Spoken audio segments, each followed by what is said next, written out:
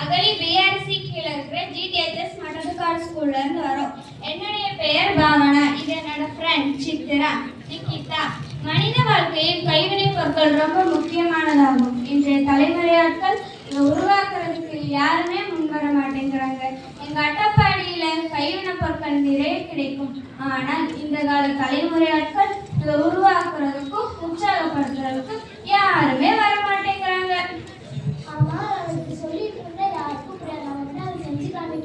ஆமா, நானும் நினைக்கிறேன். உங்களுக்கு செஞ்சு காமிச்சா புரியுது. இப்ப யாரு செய்வா? நான் வேணா செய்யட்டுமா? நீ செய். இப்ப செய்ய காமிக்கிறேன்னு சொல்லிடுச்சு. இப்ப என்ன செய்யறது நம்ம?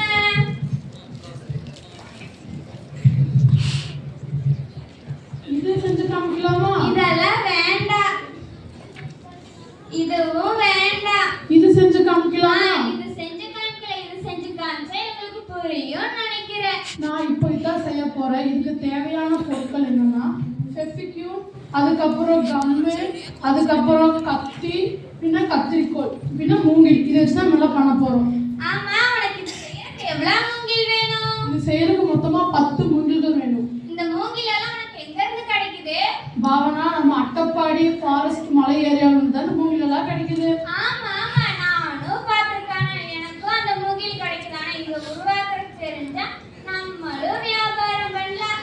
ஆமா, இந்த ரெண்டும் காசுதான். எனக்கு இந்த ரெண்டு யூசி செய்றீங்க. இது ஃபெவிக்யூல், இது கம்மு.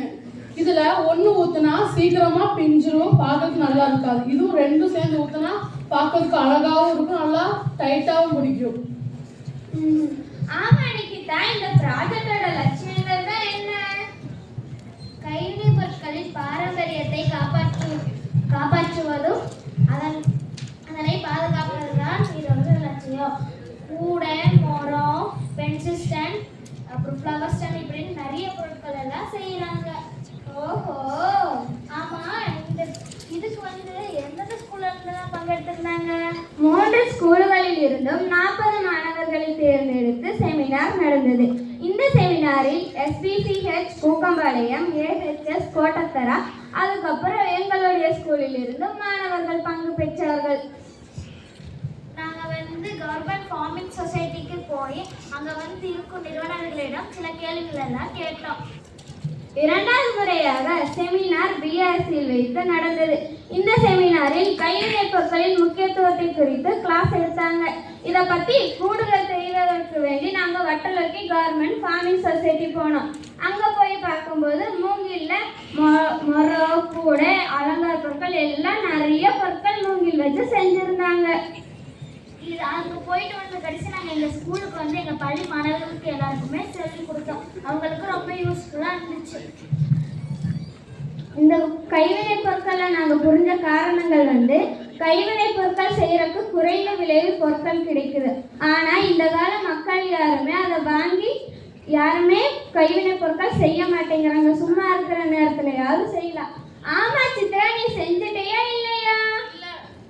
நம்ம எல்லாரும் சேர்ந்து செஞ்சா சீக்கிரம் முடிஞ்சிடும் நினைக்கிறேன். வாங்க எல்லாரும் சேர்ந்தே செய்யலாம்.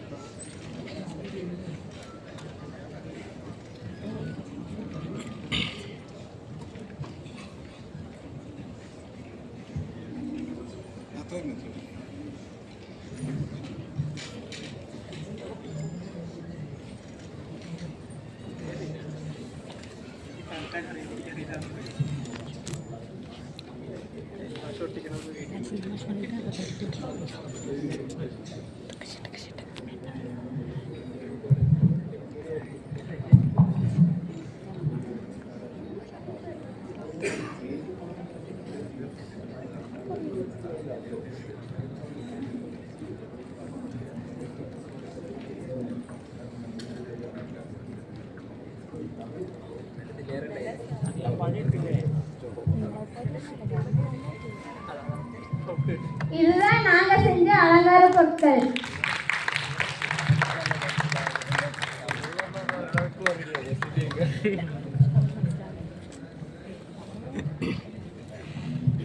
கைவினை பொருட்களை அழிய விடாமல் பாதுகாக்க வேண்டும்.